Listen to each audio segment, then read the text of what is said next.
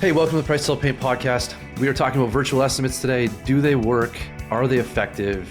Are virtual estimates the future in the painting industry or just something crazy that we did during COVID? Let's get into it. Welcome to Price Sell Paint, the go-to podcast for painting contractors and sales professionals in the painting industry. Hosted by industry experts John Bryant and Michael Murray. This podcast is proudly powered by PaintScout, your partner in painting success. Hey, welcome back to the Price Sell Paint podcast, where myself, John Bryant, and Michael Murray tackle all the hardest questions and problems in the painting industry, one by one. Michael, good to chat with you again. Today we're talking about virtual estimates. It's a concept that many of us have heard about, some of us have tried.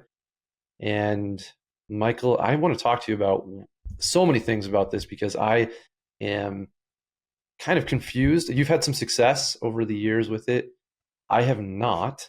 And I want to learn a bit from you about where that came from and kind of what you've done in order to get some success. I think I have a bit of PTSD, maybe we'll call it that, from just trying, failing, and thinking, okay, this is not possible. But I think we all want it to be. I think there's a world of Amazon that would be really nice in painting and the trades in general, where you can just kind of order what you want and get it to your house. Maybe it's more like Uber, I don't know, Amazon, Uber. But maybe tell everybody a bit about your experience just to kind of get into it. And I want to ask you a question a little bit on that, where that interest comes from. But I guess I'll answer your specific question. So yeah, we've done it. Right after COVID, within like a week of COVID, we signed up with this company that's basically become Groundwork, which is the video submission software, where it makes it really easy for somebody to record a video on their phone and send it to a contractor. That's what Groundwork does. It's a good app. I would recommend it. Anybody that's interested in trying to figure out a virtual sales strategy, I think should definitely check out Groundwork. We still use it. We don't necessarily utilize it as much now for virtual estimates as we do for maybe some other things like warranty submissions and stuff. Yeah, over the last, maybe 4+ years, now that we've had that software, we've tried to use it in a lot of different ways to create a virtual sales system. The biggest part that we've had success with was with our cabinet painting. Certainly, I think most of us, have tried to do some sort of photo submission, video submission. Cabinets are relatively easy to quote. I don't need to do as much measuring. There's not as much variations of prep work and things that I just need to be there to see. But so yeah, we tried that. Our experience was that it can work, but we had some lead conversion issues. So we can dive more depth, on all those things. Great. What was your question for me? Yeah. So you made the comment that we all want this kind of as a blanket statement that everybody wants this as a solution. You mentioned Amazon and Uber. I think if we take this back to the base, kind of root level, do we all want this, or are the trade-offs that might come with it things that might not be good? And I think the other question is what's the client or the prospect's position here? Do clients want this? Because as a company, if we want it, but our clients don't, that might be a bad approach to kind of anything that we're trying to implement into our business. So what do clients want? Oh man, it's funny that you and I are both been clients for trades, purchasing and hiring craftspeople, but it's sometimes hard for me to put myself in that position. What do customers really want? To answer your question, I think what customers want is just ease of purchasing. They want to know they can just go and get what they want, and they want it now. And there's not a lot of desire to interact with people. Yeah. It's part of the beauty of Uber is that you just can have don't have to have any interaction at all with the person. And people seem to be drawn to that. Your price, they pick you up, you don't have to talk to them, the app pays them, and there's no this awkwardness of paying and tipping and all that kind of stuff. And I think that part of that is just the smoothness of transaction, and it's just easier. And so deep down, I think that question is being asked by a lot of people at a lot of levels in this industry and probably lots of industries of just how do we create easier solutions for people to buy? And that's where it comes from. Yeah, I think I'm not really on board with Uber as the right pull of what we're trying to do. I like the Amazon better. And for me, I think it comes down to like trust. And I think like what is interesting when we try to have these conversations is, what makes maybe us different than some of the stuff on Amazon is the amount of trust. What Amazon's like done, I think, is basically said before like Amazon, before we bought everything online, we're using Amazon as the proxy for that. We would go to a store, we would be able to like physically touch it. Maybe we could even ask the person at the store some questions. Hey, give me your opinion. Like, which TV model do you like? And, give me some education on the different, you know, options here. Where now we're pretty comfortable with the idea that we're just going to go online. I don't need to interact with anybody, and I can just purchase that TV and it's going to show up in my house. There was some trusting that we like, that was involved in that initial transaction of like, yeah, I'm going to, I want the expert opinion and things like that. But like over time, we've slowly but surely gotten away from that. If we go back even like 50 years ago, we used to go to like the specialty shop to buy our shoes. Then that became like we would go to a big box retailer like Walmart. We could buy shoes there. We're not going to talk to somebody who's an expert on shoes, but like that's okay. I'm actually just going to buy my shoes online. That transition over whatever 50 or 60 years or so. I think what's unique to our industry is that like we require a significantly more amount of trust than any of those types of service or goods that you might buy or services that you might buy online because of the fact that I'm inviting you into my home, my most intimate space. There's safety concerns, and just like even if it's not safety, but even if it's like just quality of life and you know headache and hassle of having somebody in my home. And I think that's the bridge that we have to try to figure out. Like, is that possible? Can we get enough trust in a residential repaint setting on a high level? Sure, at some level, there's always going to be some people that, are fine with that. But I think like that's the biggest piece of this that has to get figured out if it's ever to be figured out. What are your Yeah, thoughts on and do you that? think it's more like, so what I hear is that it's like there's a bit of a societal shift that happens where trusting the product, like experiencing the product is just like different. And I think there's like a lot of mechanisms in place that make us trust online purchasing. Like you got the ability to return, Sure. which is a big deal. And Reviews. that cost is, you can get all the sizes and figure out which one works and send them all back. And I mean, I don't know if there's an equivalent for us in the paint industry, but I am curious to understand for everyone listening, like how it worked in your business for cabinets. I know you did it, Mhm. and you don't do it anymore. So maybe can we dive into that a little bit? I think it might Sure. help give some context to the whole thing. Yeah, sure. I mean, so you want me to explain how we did it or what the results were? I think both. Maybe start with how you did it and the results. Yeah, I mean, so again, we tried a lot of different iterations of it. What we've settled on and what I would say worked the best was trying to replicate the in-home sales experience as close as we could without physically having to go there. So when we think about in-home sales experience, generally something like, hey, let's spend some time, I show up at your house, let's spend a little bit of time getting to know each other. Let me ask you some questions to understand your needs, desires, pain points, if you will. And from there, give me some time. I'm going to come up with a proposal, get an idea of what this might cost, and then let's get back together and go over that. Give you some options, close, right, handle objections, and see where we go from there. Were you doing that by like was that a FaceTime call? Was it a Yep. phone So call? yeah, so What we did you do? got to this wasn't version one. I'll go back to version one, but what we settled on, I'd say what worked the best was using Zoom. This would have been kind of like like we really got to this point, I would say in like 2022, 2023. So it took us a little while to try some different things and kind of settle into this where we would have a scheduled appointment for a Zoom call. So essentially what would happen was you would fill out the form, call us, whatever. Hey, I'd like to get a quote for cabinet painting. Okay, no problem. What's going to happen is we're going to send you a link in a text message using Groundwork. And in that, you're going to record a video on your phone of your kitchen. Make sure you can show us all the, cabinets. If you could open the door a couple times just to maybe show us some of the inside, whatever, a little bit of instructions. And you can upload that video using that link on your phone.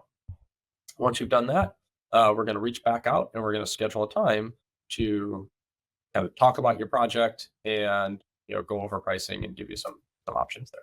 So somebody, we'd send them out that link, and sometime between like right away to never, and we can get into this, somebody would send us the video. Once we got the video, we would then immediately, within the next hour or so, we would reach back out and say, awesome, we got your video. This is happening kind of through like text messages. Let's schedule a time to go over that. We try to have that scheduled within the next 24 to 48 hours, trying to like capture that, excitement. And, so that we get scheduled. And then between now and whenever that call is scheduled for, we just need to have one of the sales reps watch that video, put together the bid in PaintScout so that they were prepared for that call. And then on the call, it would start with, so tell me more about yourself. Tell me more about your project. Why is this important to you right now? What's your vision? What kind of colors are you looking for? All the types of things that we would talk about when we would first arrive at the house. And, that might happen a little bit shorter than it would in person. And then from there, it's like, okay, great. Based on that, let me make a couple quick changes to the quote here. And then we would screen share, show the PaintScout quote, and kind of walk them through that, just like we would do on an iPad in person. Ask them if they wanted to do it, handle some objections, schedule a follow-up call if needed. Just try to replicate that whole process, but virtually. Exactly. And what we found was that we actually sold at about the same rate. And so I think the biggest thing that I hear when people have an argument between should we do virtual sales or not is basically goes back to this trust idea. Is like, can we book it? Can we win the sale? In our sample size, where we did all of our cabinet quotes for about 3 or 4 months virtually, we found, versus where we came from, where it was like basically, or where we are now, we're basically 100% in person. We found that the win percentage was actually about the same. So either way, you know what that percentage was? About 50%. Yeah, about 50. Okay. So about half of the jobs we would win, and the difference was like within a point or two of each other. So it was not what I expected it to be. Was that it would probably be about like closer to 10 percentage points less, and that we would make up for that on volume. That we were going to be able to do that many more quotes because we didn't have to spend the time traveling around to these quotes. Right, these Zoom calls would take about 20, maybe 30 minutes on the high end if they had a lot of questions. Versus, if I've got like 45 minutes to an hour set aside, plus a half hour to drive there, a half hour to drive, back to the office or to the next appointment, it's pretty easy that each appointment falls into the hour and a half to 2 hour of like, calendar time. So the hope was that, like you can do the math, that you could easily do 3-4 times the quotes in the same amount of time. And so if we experience a little bit of a win percentage drop off, no big deal, we'll make it up in volume. The problem is that we actually lost volume, and that really came down to lead conversion. So if 10 people reached out and said, hey, we'd like to get an estimate for cabinet painting in a like non-virtual setting, we would schedule an appointment with 10 of them, and maybe 1 or 2 would cancel. It's not we don't bat 100, but it's like, okay, fair enough, or 1,000, I should say. And so fair enough. You're the baseball guy. I don't even know what you're talking about, but that worked for me. But yeah, we're not 100%. We don't bat 1,000.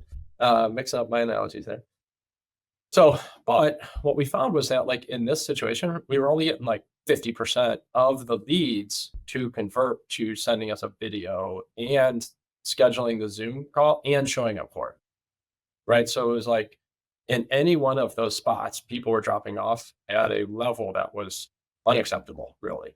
And, we found was that as it got harder to generate leads over the last, say, 2 years compared to like 2021, 2022, we're not willing to sacrifice all those leads for the savings that virtual quoting could bring. If we got 10 leads, we only do 5 estimates, we're only booking 2 or 3 jobs. Where you give me 10 estimates and I go do 8 or 9 of them, I'm booking maybe 4 or 5 jobs. And so like that process, obviously it was working except for the fact of lead conversion, which I think a lot of people don't really talk about. We talk about win rate, but lead conversion is actually a pretty big deal too. In future episodes, it'd be great to talk about speed to lead and all that kind of stuff because it all matters. But in this particular case, do you think there's anything you could have done differently? Could you have changed that process to get more people to convert?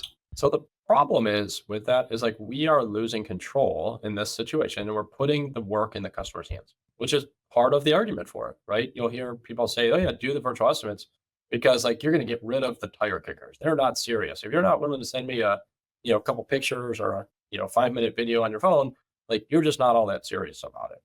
I hear that. That's maybe true, but kind of be careful. Like it's easy to say that when you've got too many leads. When you don't have too many leads, then you don't see that. I used to see in the Facebook groups people talking like that all the time in 2021 and 2022. Not so much in 2024. Now all of a sudden everybody's changing their tune to, yeah, if you're interested in a quote, like I'll come out and do it.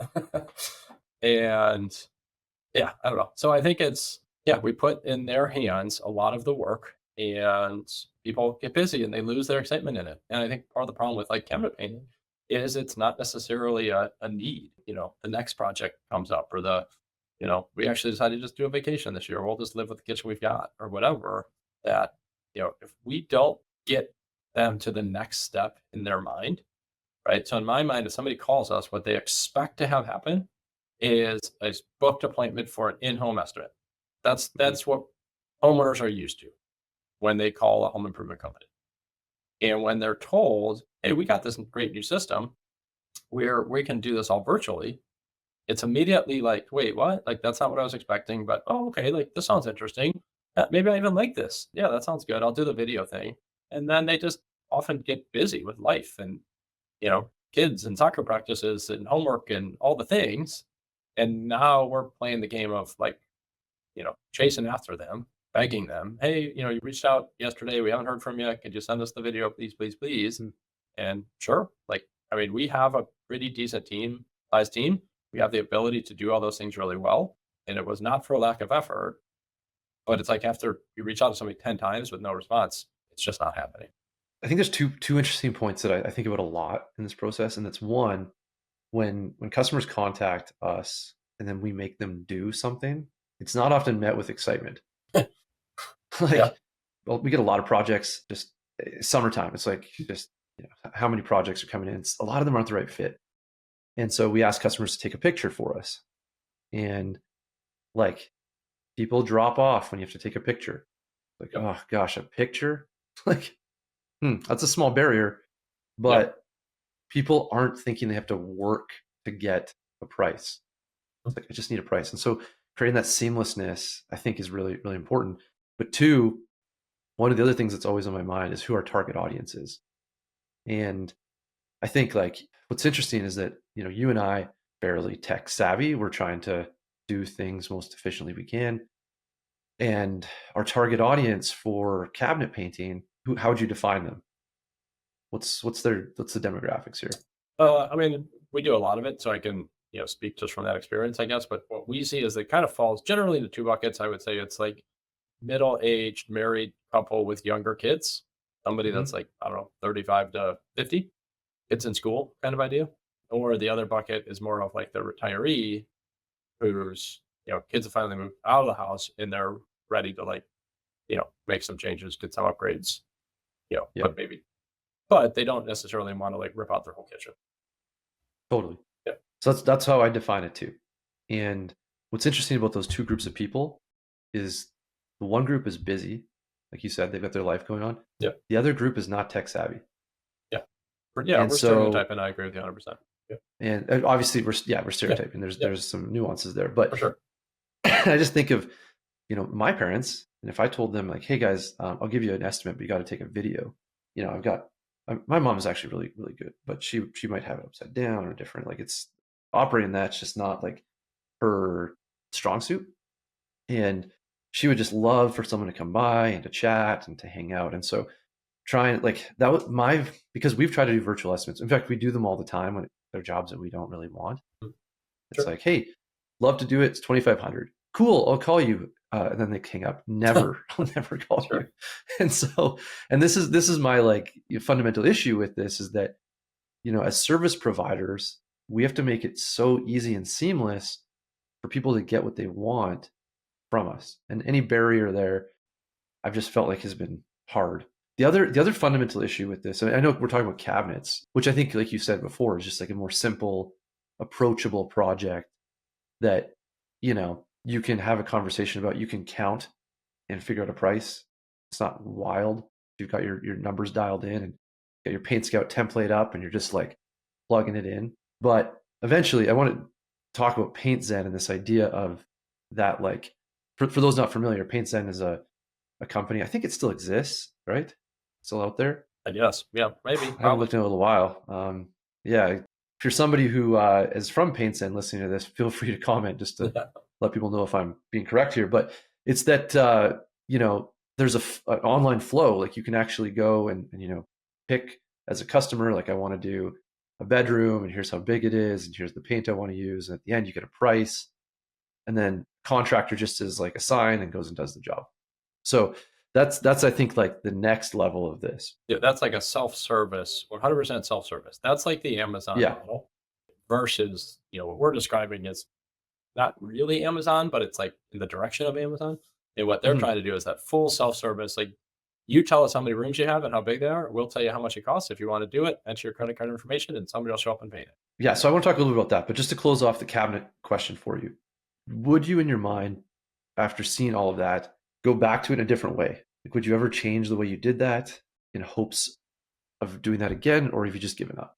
I will say, I'm going to answer your question, but I want to add one more like contextual point here that we haven't mentioned, is that some customers actually appreciate it and actually prefer it. I specifically remember going out to a job site, cabinet painting project was wrapping up. Customer was elated, so happy, loved us, wanted to write all the reviews and do all the things. And I was just chatting with her. I said, "What was your favorite part? Like, what really stood out the most to you?" She said, "Actually, it was the virtual estimate, whatever, the video quote or whatever wording she used." And I said, "Oh, really? Like, that's interesting. Like, we just came out to your house. You telling me how you love the crew and your cabinets look amazing." And like, that was not what I expected her answer to be. And I said, "Well, tell me more about that. Like, why?" And she said, "Because, they lived in a nicer home." And she said, "Because typically my experience is that a contractor comes to my house and they see that we have a nice car and we have a nice house. And I know that they're charging me more than they would to somebody else because we have nice things. And they, so we get overcharged because of it. Where with you guys, you never came to our house and, you don't know what car we drive. And it was really easy. And it all happened within, a day of me reaching out. And I felt like I wasn't being taken advantage of because of our, cars or whatever." And I said, "Oh, that's really interesting." That's what I said. I was like, "Well, that's like, I never thought of that." Like, I never, in all of my thinking of the, like, listing out all the pros and cons of doing this, that one never came to my mind. And for her to say that that was like biggest part of this whole experience for her, I was like, wow, that's very interesting. So I don't know what to do with that. It's one anecdote from one client out of lots, but it's certainly not for nothing. When you did this process, did you offer the ability to do it either way? That was part of our original plan. So before we got to this step, like in the 2020, 2021 stages, we offered both. You pick.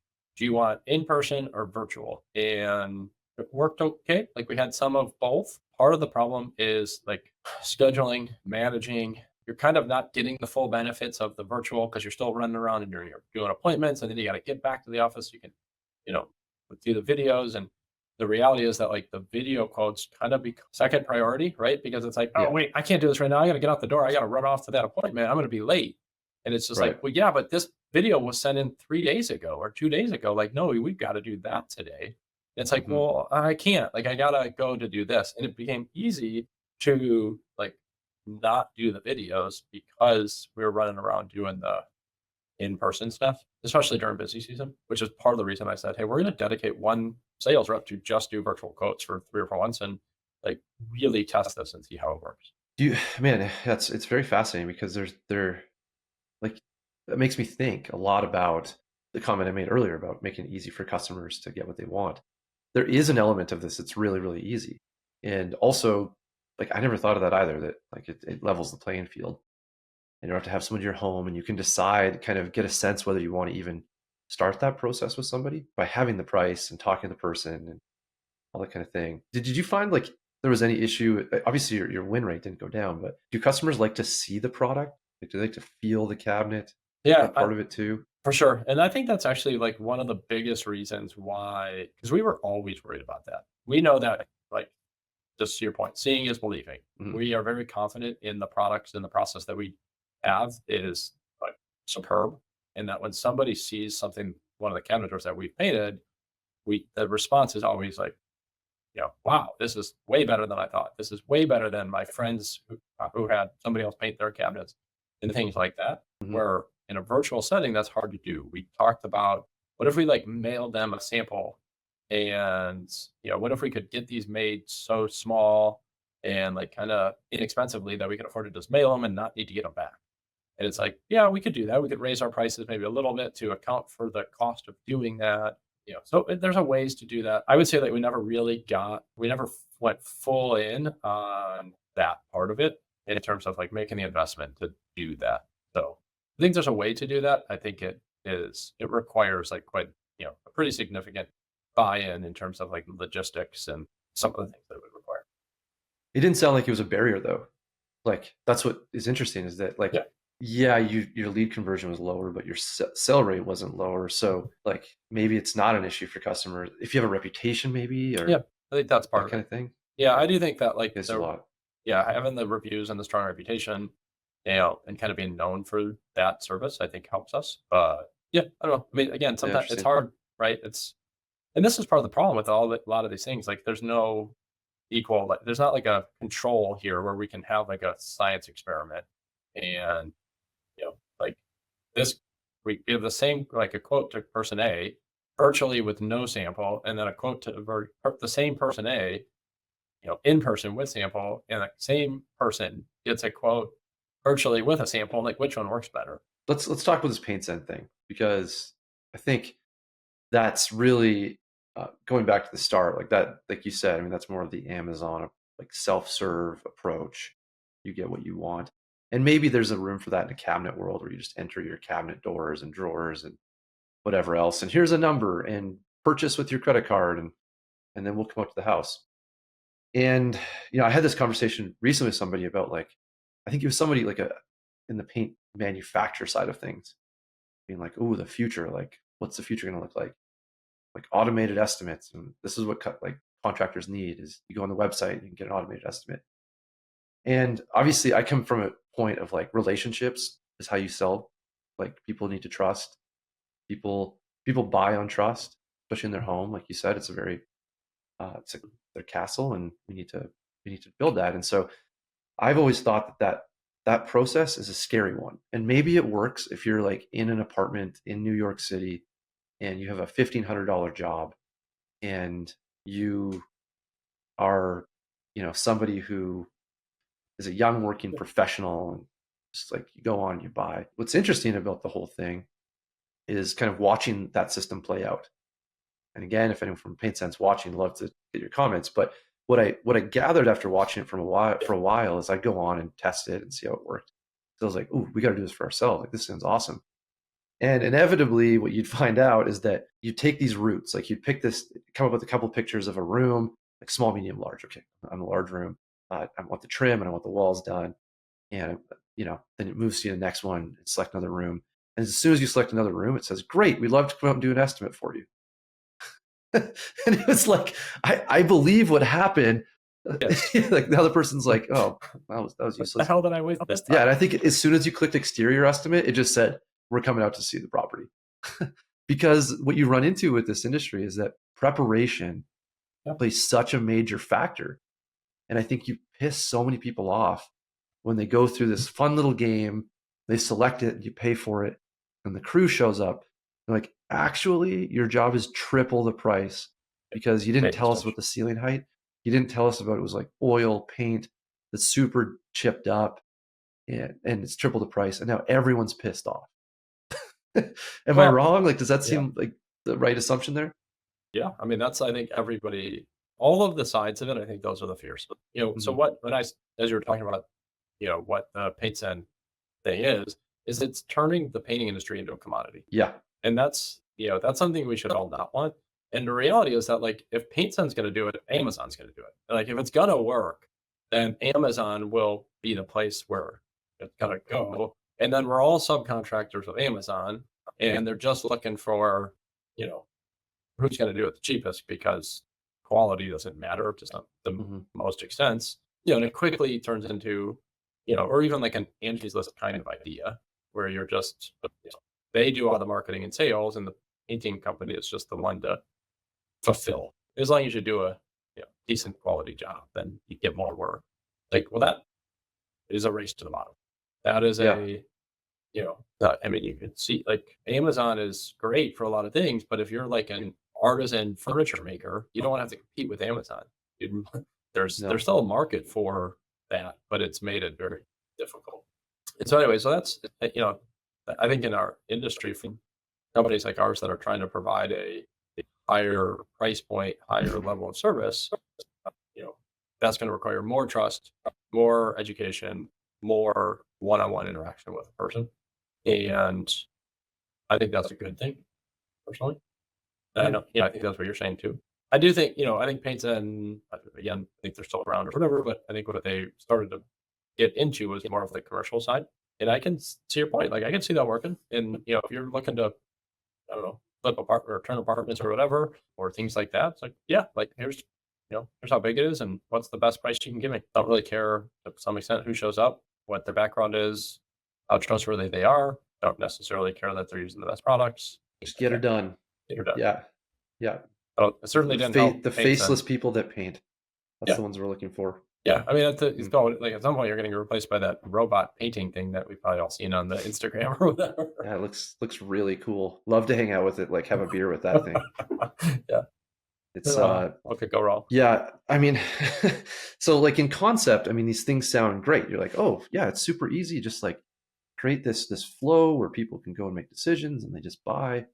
But the reality is that, and this has always struck me as so interesting about this trade, is that we're selling art and the customer's deciding what kind of art we're going to do.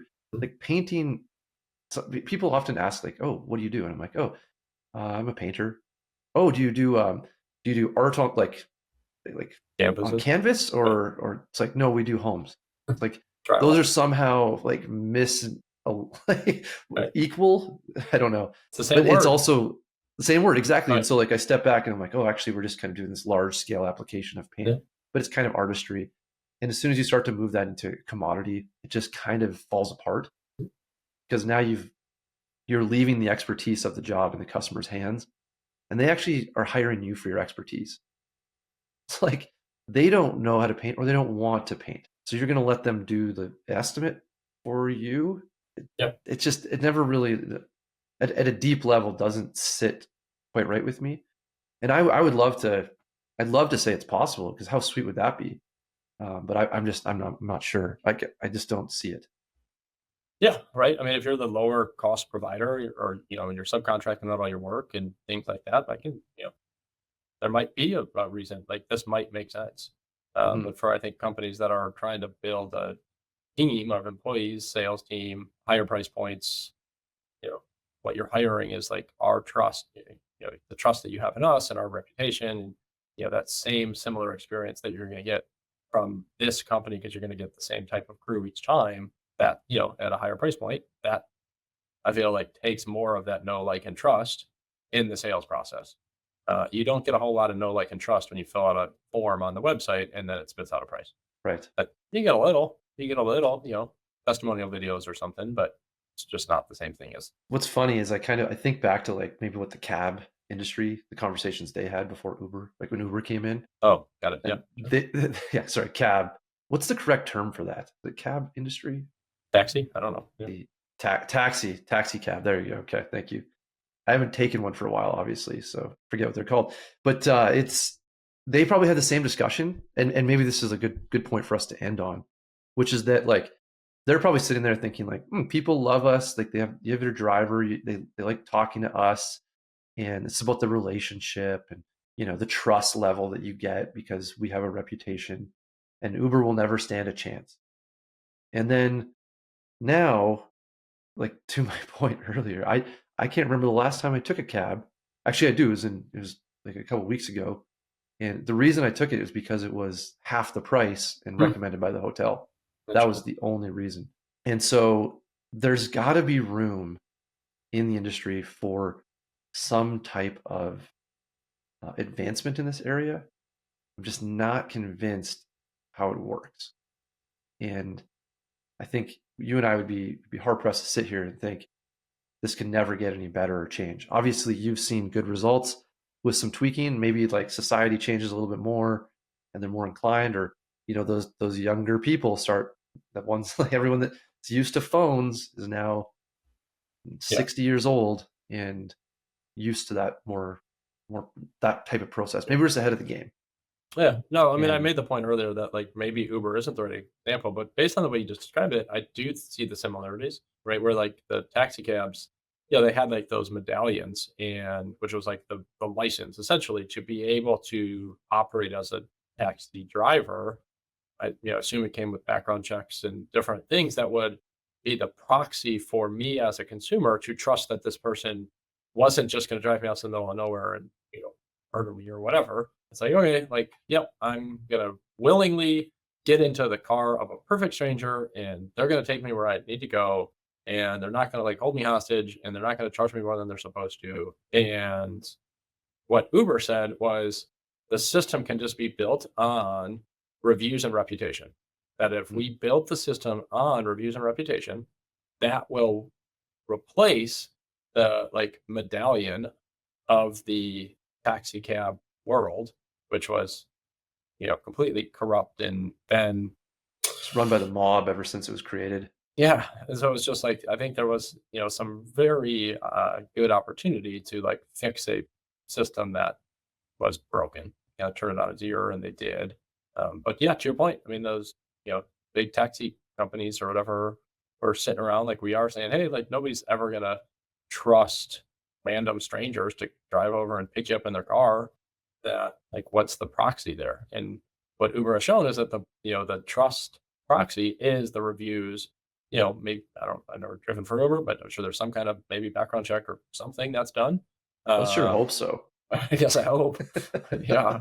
I mean, how you haven't gone missing, Michael, is beyond me. Yeah, like I don't use your level of trust is too high. I don't, but yeah, I mean, I remember when Airbnb first came out, and I was just like, this is insane. Like, I'm gonna just go to some stranger's house and like just go in and stay in their house. Like, this is nuts. Who's doing this? Who would ever do this? And now we don't. I mean, going to a hotel is like the last option now when I travel. Yeah. Only if we can't find an Airbnb that makes sense. So I think it's a similar proxy for the like trust part of this conversation. Yeah, I think, I'll kind of wrap it up with more of a question than an answer. But and this is probably if as you're listening along, feel free to leave a comment where you think it's going.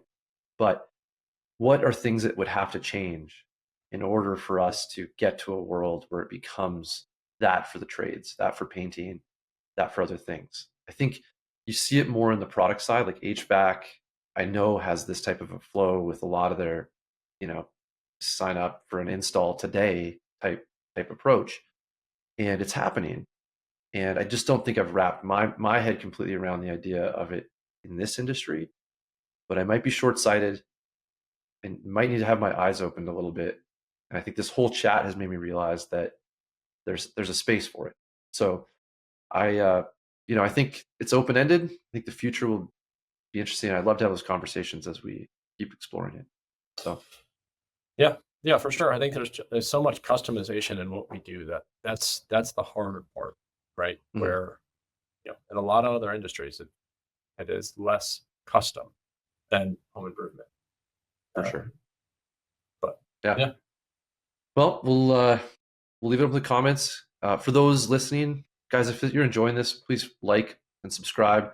We enjoy having these chats, and if they're helpful to you, we want to keep doing them. Michael, thanks as always. Such a pleasure to chat. Yeah, excited to see where this goes in the future. Absolutely. Catch up with you guys soon. Thanks very much. Have a great day, everybody.